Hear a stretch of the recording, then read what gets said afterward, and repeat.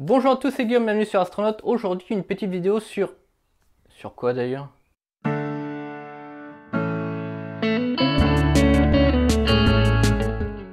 Alors aujourd'hui, je vous ai concocté une petite expérience. Alors tout d'abord, si vous n'avez pas vu ma vidéo sur les filtres, je vous conseille d'aller la voir, je vais la mettre en description. Et on va attendre un petit peu que vous la regardiez.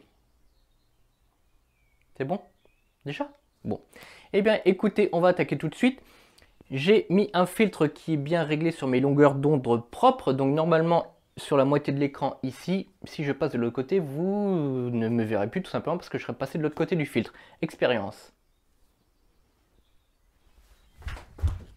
Voilà, alors n'oubliez pas le pouce bleu, l'abonnement, la cloche et à bientôt sur Astronaute. Non, mais je déconne, hein, je vous ai préparé quand même une toute petite expérience. C'est une expérience avec un filtre qui semble clair, en fait, un filtre de luminance qu'on appelle un filtre IR Cut ou IR UV Cut. Et on va voir un petit peu comment ça marche, parce qu'en voyant un filtre transparent, comme ça, on peut parfois douter de son efficacité. Et des fois, on va vouloir acheter ça parce qu'on a dit qu'il fallait mettre ça sur telle ou telle caméra pour telle ou telle application.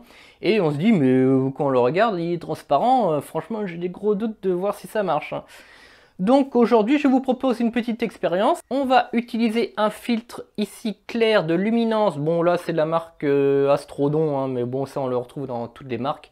Donc c'est un filtre IR Cut, c'est-à-dire qu'il va couper les longueurs d'onde qui sont après le rouge, donc qui sont dans l'infrarouge. Donc je vous mets un petit schéma ici des différentes longueurs d'onde. Donc c'est pour ça que c'est très important quand même que vous ayez pu voir ma vidéo sur les filtres, hein. C'est une application directe des longueurs d'onde des filtres. Donc ici, comme je vous l'ai dit, c'est un filtre qui coupe les IR et bien entendu, comment on peut vérifier que ce filtre il marche? Eh bien, je vais peut-être vous apprendre quelque chose, ou peut-être que vous le savez déjà, mais n'importe quelle télécommande de petits jouets comme ça, ou même tout simplement la télécommande de notre télévision, hein, quand elle n'est pas à onde, mais qu'elle est en infrarouge, avec la petite LED infrarouge qui est sur le devant, ici ou là, eh bien, cette petite télécommande, elle va envoyer de la lumière infrarouge qui nous est invisible à l'œil nu. Hein, je pense que quand vous avez regardé vos télécommandes, hein, tout le monde s'est dit une fois, mais pourquoi, c'est quoi cette petite lumière là, ça devrait clignoter? Et oui, ça clignote, mais ça ne clignote pas dans des longueurs d'onde du visible, donc on ne peut pas le voir, mais c'est bien de la lumière. Et il faut savoir que tous nos appareils photo, que ce soit les caméras Astro ou même la caméra qui me filme à l'heure actuelle, peut voir la lumière qui sort de cette petite télécommande. Et c'est là tout l'intérêt de l'expérience que je vais vous montrer, sachant que notre caméra va pouvoir voir la lumière qui sort d'ici, et que mon filtre est censé couper la lumière qui sort de cette petite télécommande, donc infrarouge et qui coupe l'infrarouge, eh bien on va voir si ce filtre il fonctionne. Voilà, c'est une expérience que j'ai trouvée intéressante à vous montrer, que j'avais fait déjà sur Facebook et Instagram. D'ailleurs n'oubliez pas l'abonnement aussi, Instagram astronaute.fr et Facebook la même chose, astronaute.fr. Allez c'est parti, je vous propose de vous rapprocher. Alors comme vous pouvez le voir, quand j'active la télécommande, on voit effectivement les petites lumières qui sont à l'intérieur clignotées. Donc ça prouve bien que notre appareil photo, que ce soit notre appareil photo ici, donc là c'est un Alpha 7S, mais que n'importe quel appareil photo, même votre smartphone est capable d'observer cette lumière infrarouge, est capable d'observer justement cette lumière. Et je vous assure que les lumières qui sont ici, ou par notre télécommande qui sort par là, voilà celle-là on la voit peut-être un petit peu moins, mais qu'elle n'est invisible à l'œil nu. Donc nous on va faire notre petite expérience avec celui-ci. Donc comme je vous l'ai dit, mon filtre qui se trouve là, celui-ci, comme vous pouvez le voir sur la caméra, il est bien transparent.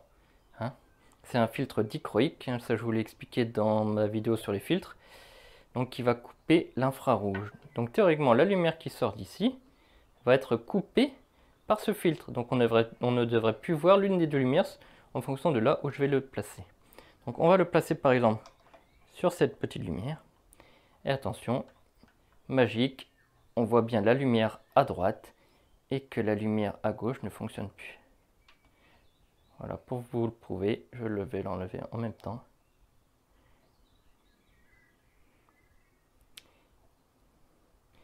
Et voilà, donc on peut bien voir que ce filtre fonctionne quand même parfaitement et va couper la lumière infrarouge des astres qu'on va prendre en photo. Voilà, j'espère que cette petite expérience vous aura convaincu que les filtres interférentiels, on appelle ça, ce sont des filtres interférentiels, donc ils vont bien séparer les longueurs d'onde pour lesquelles il a été fabriqué. fonctionne. Et maintenant vous allez me poser la question, mais dans quel cas on va utiliser un filtre IR? Eh bien tout simplement, nos caméras Astro étant encore plus sensibles dans l'infrarouge que la caméra que vous voyez à l'heure actuelle, eh bien on va avoir une altération des couleurs, donc des astres, et essentiellement dans l'imagerie planétaire.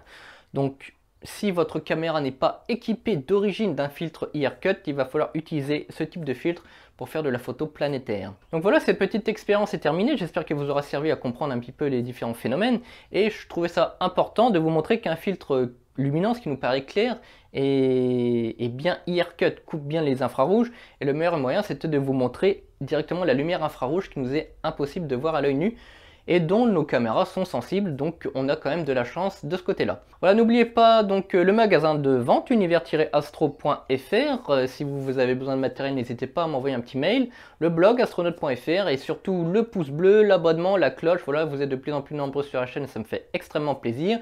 Et je vous souhaite à toutes et tous un bon ciel et à bientôt pour de nouvelles vidéos. Au revoir.